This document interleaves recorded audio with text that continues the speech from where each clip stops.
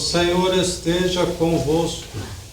Ele está no meio de nós. Proclamação do Evangelho de Jesus Cristo segundo Mateus.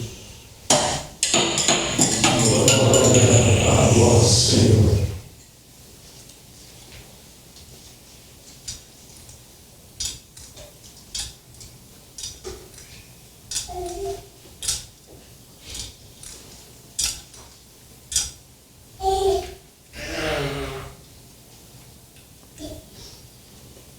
Naquele tempo, Jesus disse aos sacerdotes e anciãos do povo: que vos parece?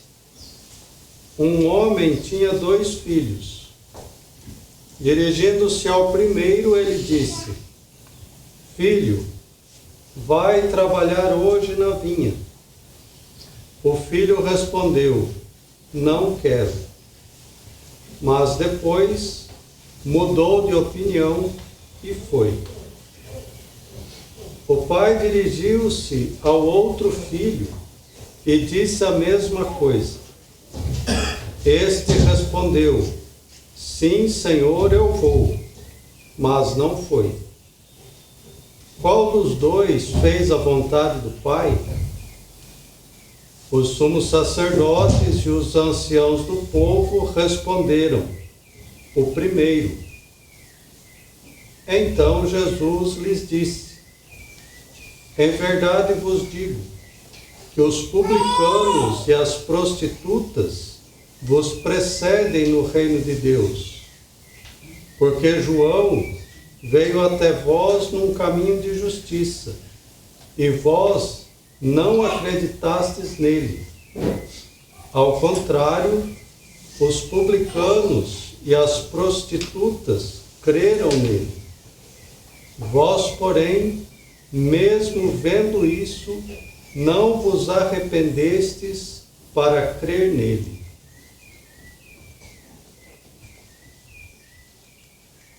Palavra da salvação.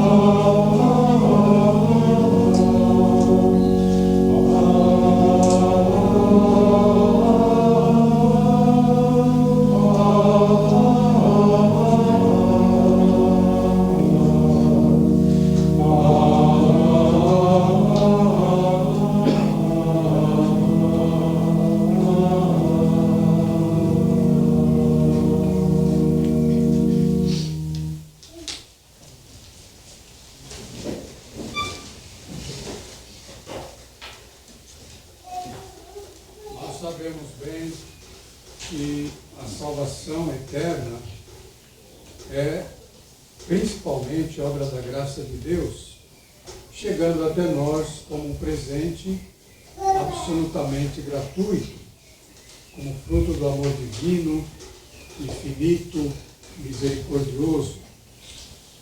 A salvação nos é dada, ela não é conquistada pelos nossos esforços. Deus nos dá. Mas, por outro lado, Jesus nos revelou hoje todo o peso da nossa própria responsabilidade pessoal, da nossa liberdade. A salvação é, sim, oferecida gratuitamente, mas ela depende também da livre resposta de cada um.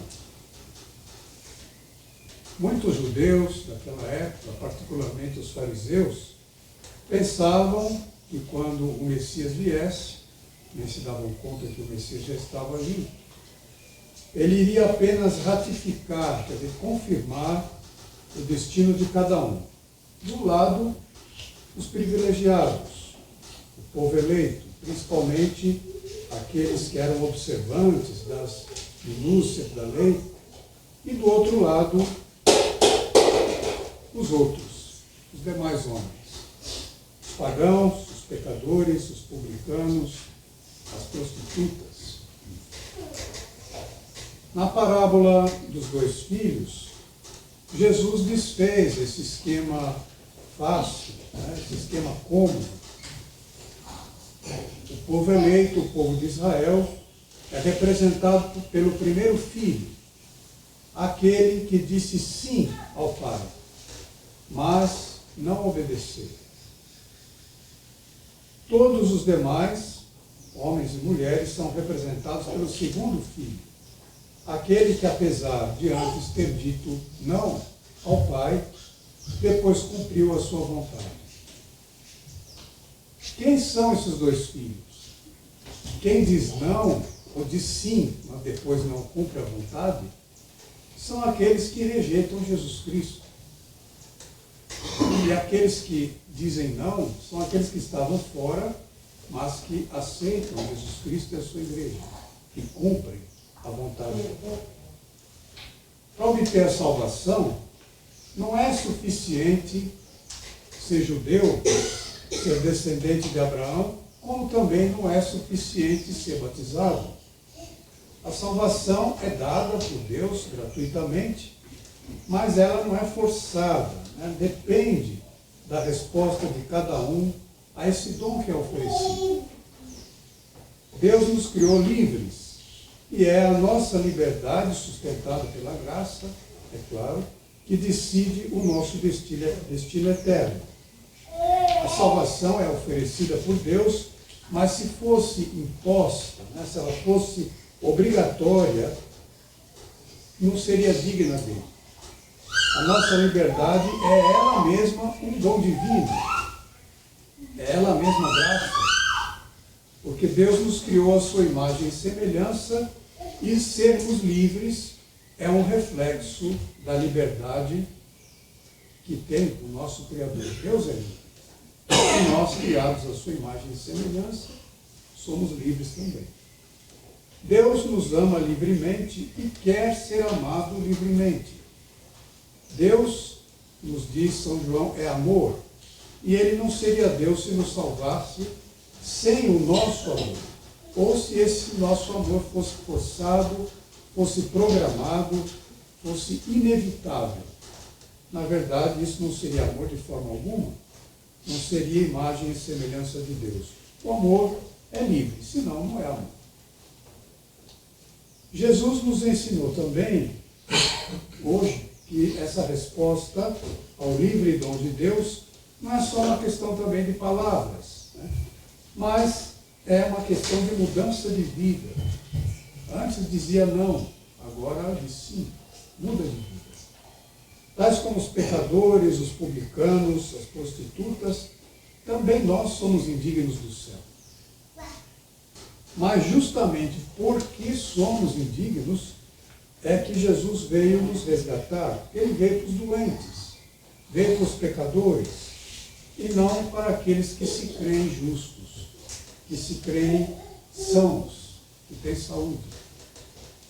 Se até hoje nós dissemos não a Deus, podemos sempre voltar, podemos sempre dizer sim, como Jesus, que nas palavras de São Paulo, na segunda epístola aos Coríntios, ele diz que Jesus não foi sim e não, mas unicamente sim.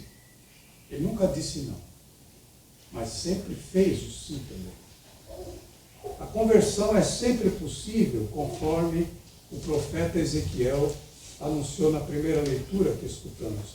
Quando um ímpio se arrepende da maldade que praticou e observa o direito e a justiça, conserva a própria vida. Deus concede generosamente o seu perdão àquele que decide abandonar o pecado e decide se voltar para ele. Não façamos, então, da nossa fragilidade, não façamos dos nossos pecados tão numerosos e, sobretudo, não façamos da misericórdia de Deus um pretexto para o comodismo, um pretexto para a falta de empenho, um pretexto para a falta de decisão na obra da nossa salvação. Façamos a nossa parte, porque Deus sempre faz a dele. Ao contrário, que a experiência do perdão e da misericórdia de Deus que nós recebemos diariamente, fortifique a nossa resposta de fé, tanto nas palavras como nos gestos concretos na nossa vida. Façamos agora a nossa profissão de fé.